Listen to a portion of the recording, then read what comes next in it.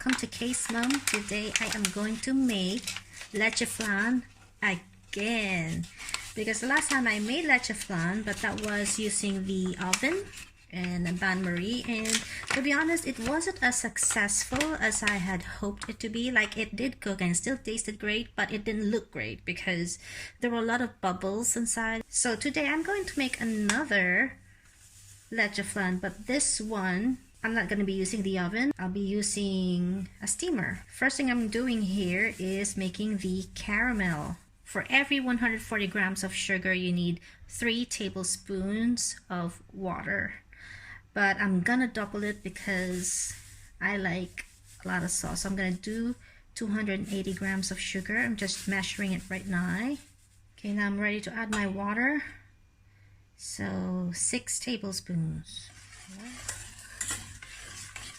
So I don't have the cooker on yet, so I'm just trying to mix this as much as I can to try and dissolve the sugar as much as I can before I turn on the heat, which is going to be low heat, because once I turn it on, I am not going to be touching this. I will not be mixing it unless I have to just sort of swirl it a bit. Okay, now that I can see it's boiling and it's sort of clear already, I've turned up the heat and just let it caramelize.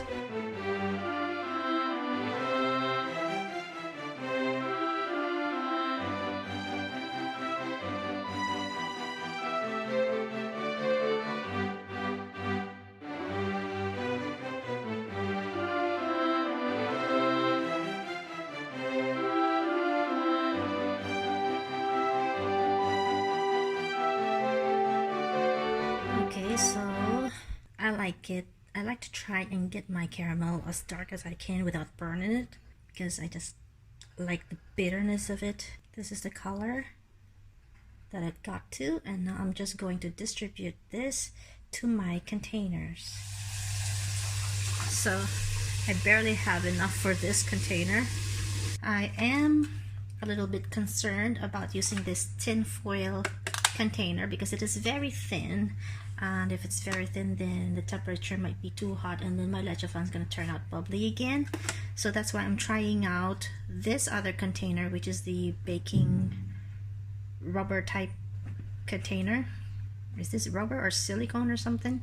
Yeah, so I'm trying that out to see if that's gonna help. Okay guys, so I am all set, excited to make my leche flan. So I gathered all my ingredients and I was so sure that I have everything.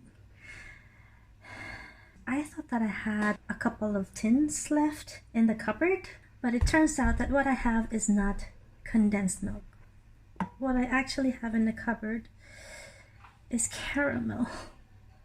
I have eggs that need to be used today. That's why I planned on making leche flan today. So I think I'm just gonna go ahead and do it using caramel. So unfortunately, this is not gonna be the leche flan video that I had hoped to make. I'll just have to get going. Let's look at this as like an experiment of some sort. We're gonna learn something new if you can substitute condensed milk with caramel when you make leche flan. Let's find out. So normally when I make leche flan, I only use 6 whole eggs, but because I am uncertain about how sweet this caramel is going to be, I added another egg. So I'm using 7 whole eggs, which I am going to whisk now. Okay, after whisking, I'm gonna go ahead and add my 1 can or 1 tin of evaporated milk. Next, my caramel sauce. Oh my goodness, I don't know how this is gonna work out. Anyway, let's not be negative about it. Okay, I've tried to mix it as much as I can, but as you can see, there's still some lumps there, which is fine because we're going to be straining this mixture later on anyway.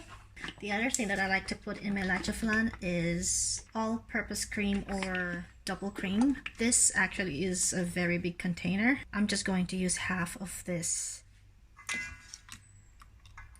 Okay, and lastly, I'm going to put a teaspoon of vanilla. Okay, so now I have another pot here with a sieve. So I'm going to try and strain this mixture.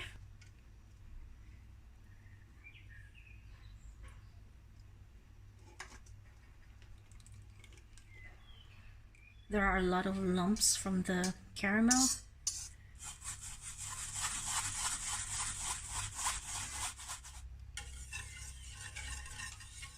So we are going to run this mixture one more time through our sieve.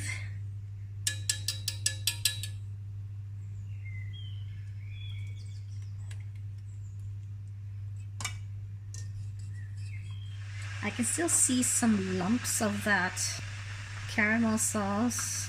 This we'll just have to do. It's not like I'm selling this or anything. I'm just making this for us. So if it has a lot of bubbles or if it's not as smooth, it'd still be okay. It should still taste good. It's the taste that counts.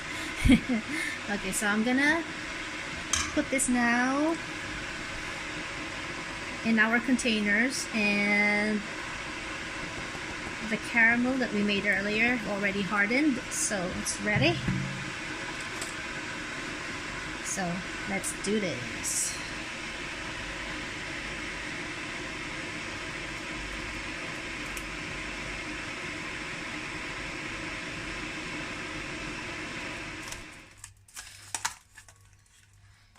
Here.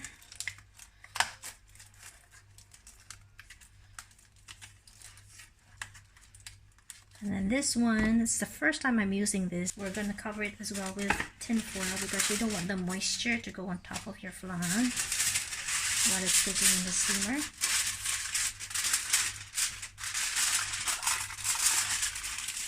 So when I put this in the steamer, I'm going to let it cook for this big one probably 50 to an hour, and the other one's probably 40 to 50 minutes.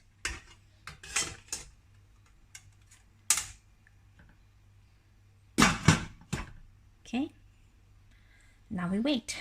Okay, so the first one is cooked.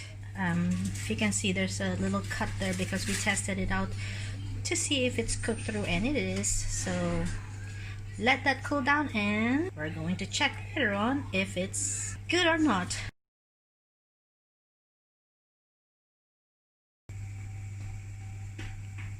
Yeah, bubbles on the side. It didn't even melt, that thing.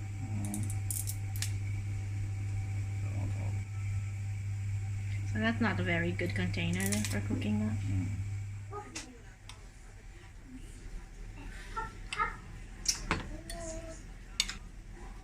Well, the inside looks smooth.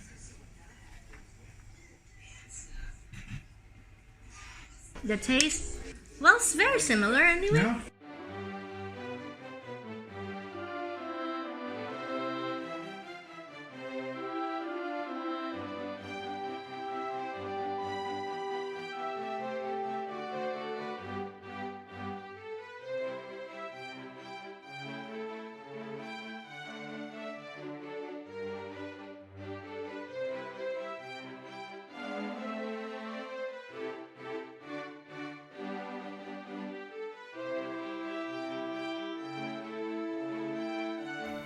Don't forget to subscribe for more videos, and if you like this one, give it a thumbs up and share.